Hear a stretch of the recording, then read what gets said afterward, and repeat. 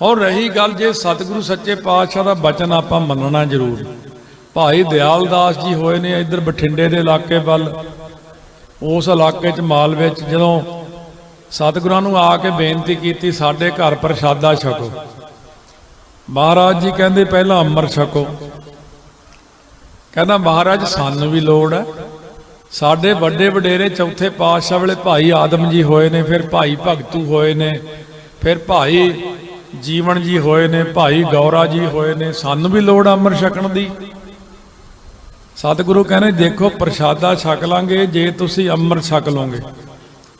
उन्होंने महाराज का बचन नहीं मन्निया, क्योंकि ये मनुखी सुभाव जिद बड़ी, अपने च जिद बड़ी आ, सुभाव पत्थर वर्गा कठोर बहुत है, ऐ सिक्खी पाली नहीं जाती। आप गवाई है तो सौ पाई है, अपना आप खत्म करना पैंदा, गुरां दे अनुसार ही चलना पैंदा। गड्डे ते लद लिया लंगर, पिछे पिछे फिरी गया हफ्ता भर, फिर एक सिंह मिलिया, शहीद सिंह सी भाई धर्म सिंह। उन्हें एको गल कही भाई दयाल दास नूं, कहने तू गुरु है कि वह गुरु ने? कहना जी गुरु तो उही ने। फिर तू गुरु क्यों बनना? तू गुरु नूं सिक्ख्या देण लग्या, गुरु की गल सिख ने मननी है, तू सिख है तो गुरु की गल मन। सत बचन कह के अमृत छक लिया। सतगुरु जी कहते दयाल सिंह हुण लिया प्रसादा छकीए। कहना महाराज वो तो 7 दिन हो गए गड्डे ते लद्या, खराब हो गया सारा, होर बना के लियाने हैं। उस वक्त महाराज जी कहन लगे नहीं, कोल खड़ के अरदास करो, कृपान छोटी मांझ के कृपान भेटा करते सारे देगियां विच भी प्रसादियां विच भी। जदों ही कृपान भेटा की साध संगत लंगर ऐ हो गया जिवें हुणे ही बना के लियांदा, भाफा छड्डण लग पे। आखो सतनाम श्री। बाजां वाले सर्ब कला समर्थ, दसे गुरु सर्ब कला समर्थ। आपां कहने अज दे युग च हो नहीं सकते। ते आ मनीकरण साहब पानी इन्ना गर्म किवें निकल ही जांदा। चलो एक राजगीर पैंदा बिहार च, पटना साहब तो 70 किलोमीटर जाके उत्थे गर्म पानी किवें निकल ही जांदा, हुण तक चश्मा निकलदा। सतगुरु चाहण तां इत्थे गर्म पानी हुणे कढ़ देण, फिर आपां देखांगे, फिर अखबारां वाले आउणगे, फिर दुनिया च मशहूर हो जांगे। क्योंकि ब्रह्मंडां दे मालक सतगुरु जो मर्जी कर सकते हैं। इस करके बड़ियां बड़ियां ने कोशिश की। सतगुरु अबलूवाल पिंड तो लंघ रहे सी बठिंडे, जदों आपां श्री मुक्तसर साहब तो बठिंडे नूं जांदे आ ना, रस्ते 'च एक अबलूवाल पिंड पैंदा जिथों दा भाई दान सिंह होया। सतगुरु कहंदे भाई दान सिंह केस रख ला। कहने महाराज केसां दा की फायदा? कहने जदों कोई सिख किसी अपनी कुरैत करके गलती करके नरकां 'च पै जांदा, काढ़ी नरक ते धू असीं केसां तो पछाण के कढ़ लैने, साडा नरकां 'च कित्थे फिरदा, कढ़ो। मखौली जैसी कहंदा महाराज आ दाढ़ी एडी, दाढ़ी तो फड़ के कढ़ लियो। सतगुरु कहने तेरा दिमाग है ठीक नहीं आउणा। फड़ के सतगुरु ने तीर सिर ते रखता, उपर दा नज़ारा दिखाया। जद भाई मनी सिंह लिखते ने बिन केसां सिर कुट्टियां चिंगाड़े कौन छड़ाए। जिन्हां दे केस कट्टे हुंदे ने, आ सरकार दी इत्थे आ सड़क दे उत्ते दरख्त खड़े, दरख्त जिन्ने वृक्ष पौधे खड़े ने, तुसीं एक कट के दिखा दो मैनूं, नाल दी नाल ही जेल च दे देणगे तुहानूं। कोई दरख्त आपां कट नहीं सकदे, ये सरकारी प्रॉपर्टी है। ये केस ये दाढ़ी भी सरकार दी प्रॉपर्टी, निरंकार जी दी प्रॉपर्टी है, इहनूं कट नहीं सकदे। जिहने केस कटते वो निरंकार जी का दोषी बन जाता। तो इस करके जब महाराज ने उपरला नज़ारा दिखाया, डर गया, फिर कंब गया।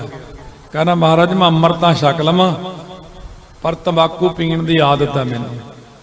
महाराज कहने तंबाकू क्यों पीना? कहने जे छड्डदा पेट फुल जांदा मेरा। सतगुरु कहने जा ये वादा रहा तू अमृत छक ला, तेरा कदे पेट नहीं फुलेगा, तंबाकू छड्ड दे। उस वक्त वो भाई दान सिंह जी ने मालवे की रखी। फिर सतगुरु उसे पिंड तुरे तुरे जाते अगे देखा पक्की कबर बना के बंदा बिच एक लम्मा पिया। महाराज ने घोड़ा रोक लिया, कहने वो लोग मर के कबर च पैंदे, तू जिउंदा ही पिया। बाहर आ गया, की नाम है? कहना अजमेर शाह। इत्थे कबर च पिया। कहना महाराज जी मौत तो बहुत डर लगता, मर के फिर भी तो कबर च ही आना। मैं कहा पहला ही पै जाते हैं। कहने चल नाल चल साडे। श्री दमदमा साहब जदों पहुंचे अमृत तैयार किया जद छकाया उन्होंने अमृत सतगुरु कहते अजमेर सिंह तेरा नाम रखते अज तो। अजमेर सिंह मौत तो डर लगता हुण? कहने महाराज हुण तां मौत मैथों डरदी है, हुण मौत तो काहदा डर लगना, हुण तां मैं खालसा ककारी सिख हो गया, नितनेमी हो गया। महाराज की बख्शिश हुई है। भाई डल्ले नूं भी कहा सी अमृत छक लै, भाई डल्ला कहंदा महाराज अमृत का की फायदा, कहते तैनूं फिर सचखंड च थां नहीं देनी डल्लिया सी। कहने महाराज मैनू फिर पीढ़ी जिन्नी थां मिल जू, कहते पलंग जिन्नी थां देवांगे, एक बार अमृत छक लै। फिर भाई डल्ले ने भी अमृत छकिया सी। सो इस करके जब बाबा बेदी जी कलाधारी जी होए गुरु नानक देव जी कोल चों जद 10वें पातशाह कोल श्री आनंदपुर साहब आए ना मत्था टेकण, वो आके कहन लगे मत्था टेक के महाराज बेदियां दी कोल बंद हो गई, हुण औलाद नहीं होई, बड़े साल हो गए, अगे कोई बच्चा नहीं होया, बेदियां दी कोल तां बंद हो जूगी। महाराज कहन लगे बेदी कलाधारी जी अमृत छको अमृत। हस पे बड़ा बड़ा हस के कहते ला सानू भी लोड़ है, बेदियां नूं भी अमृत की लोड़ है। ये लोगों को बड़ा भुलेखा भी असी बेदी हाँ, असी सोढ़ी हाँ, असी फलाने हाँ, असी ढिमके हैं। महाराज सच्चे पातशाह ने बहुत सोहना बचन कहा, क्योंकि गुरां दा बचन बड़ा कमाल दा हुंदा। कहंदे बेदी जी ये गद्दी किहदी जी ते मैं बैठा। कहंदे बेदी महाराज ये गद्दी गुरु नानक दी है। कहंदे 10वें जामे च गुरु नानक कह रहा अमृत छक ला। चुप करके मत्था टेक के बाबा बेदी जी ने अमृत छक लिया, तो फिर उन्होंने बेटा होया। इस करके साध संगत बड़ियां चीज़ां मैं साखियां तां सुना रहा कि साडे उत्ते कोई असर होवे, कोई अमल करिए। 1975-76 की गल है, हजूर साहब एक निर्मले महापुरख बड़ी सेवा करया करदे, जद तखत साहब ते उन्होंने खड़ना इस तरह फौड़ियां च लैके खड़ते होंदे सी। उत्थे कोई जिमींदार गया पंजाब तो अपनी पत्नी समेत जाके वो तखत साहब ते रोई जावे, अरदास करी जावे। जदों ऐ मोड़ मुड़ के ऐ मुड़िया तो वो बाबा जी उत्थे खड़े सी। कहंदे बेटा नहीं ना है तां रोना तू। एकदम जिवें करंट बजदा भी मेरे दिल की गल किवें फड़ ली। कहने 5 बाणियां पढ़दा रोज? कहने ना बाबा जी 5 बाणियां नहीं पढ़दा।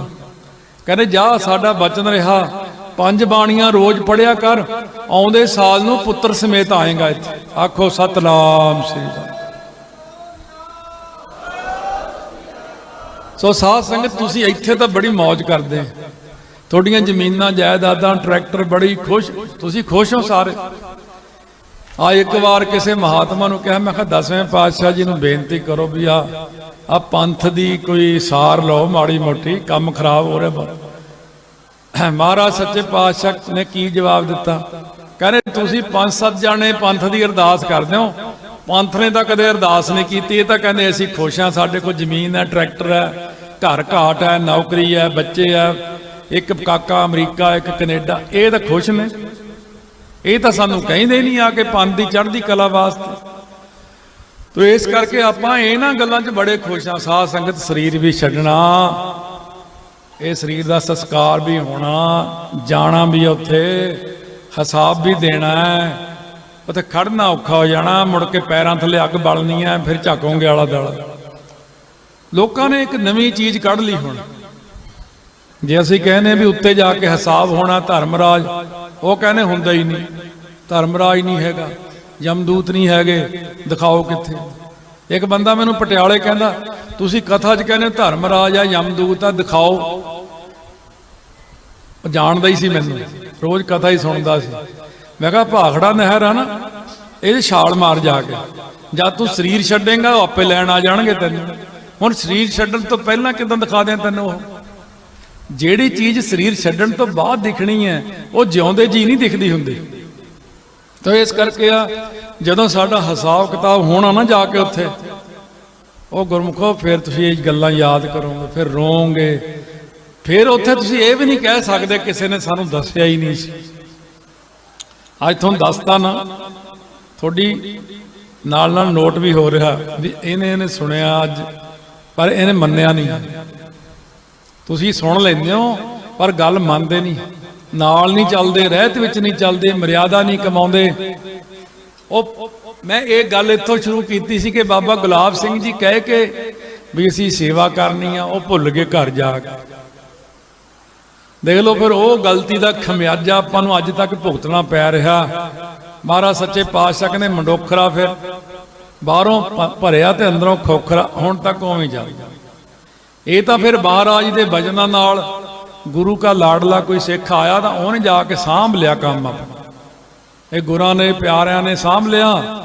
ਨਹੀਂ ਤਾਂ ਆਪਾਂ ਉਦੋਂ ਗਲਤੀ ਕਰਕੇ ਅੱਜ ਤੱਕ ਨਹੀਂ ਬਖਸ਼ੀ ਗਈ, ਇੰਨੀਆਂ 17-18 ਪੀੜ੍ਹੀਆਂ ਤੱਕ। ਤਾਂ ਅੱਜ ਦੀਆਂ ਗਲਤੀਆਂ ਤੁਸੀਂ ਫਿਰ ਕਿੱਥੇ ਬਖਸ਼ਾਉਣੀਆਂ? ਜਾ ਕੇ ਗੁਰੂ ਦੇ ਲੜ ਲੱਗੋ, ਅੰਮ੍ਰਿਤ ਛਕੋ, ਨਿਤਨੇਮੀ ਬਣੋ, ਕੁਰੈਤਾਂ ਤੋਂ ਬਚੋ। ਬਾਕੀ ਗੁਰੂ ਗ੍ਰੰਥ ਸਾਹਿਬ ਦੀ ਕਥਾ ਆਪਾਂ ਸਾਰੀ ਰਿਕਾਰਡ ਗੁਰਾਂ ਨੇ ਕਰਵਾਈ ਦਾਸ ਤੋਂ।